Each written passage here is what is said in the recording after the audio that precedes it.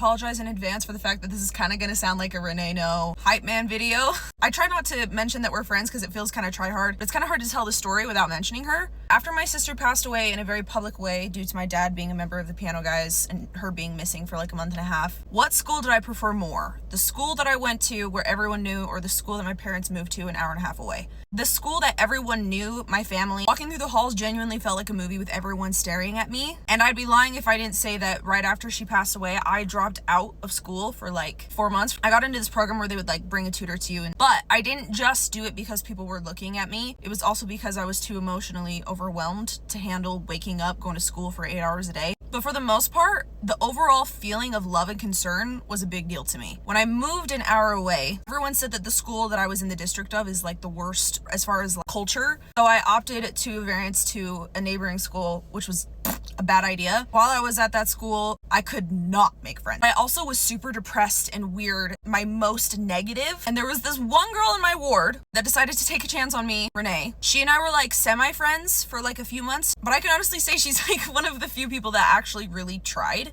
That school was freaking terrible, other than like a few people that I was friendly with. I would like ask to go to lunch with people and they would make up excuses like, oh, sorry, my car's full, or like, I'm not going to lunch with anyone today. But anyways, Renee and I started to get closer towards the end of my junior year, and she started to push really hard for me to move back to the school I was supposed to go to and go to school with her. For some reason, I just didn't feel good about it. The thought of starting over again is terrifying. I'm in a little bit better of a mental headspace. Maybe I can just give the school one more time. So I was at this party right before senior year started, and this girl comes up to me from the school I was supposed to go to. She was like, are you friends with Renee? And I was like, yes. She was like, yeah, she was telling me that you're maybe going to come to our school next year. Are you still planning on that? And I'm standing by this girl that genuinely, I try not to say things like this, but is the meanest girl I've ever met in my life. And she's like totally listening in on our conversation. So I'm going to try to say things nice and respectful. Try to like, oh yeah, I'm going to try to give this school another try. When I joined, I was really depressed. So I feel like I can give it a better shot this time. This girl interjects, literally word for word, guys. I remember this so vividly. She goes,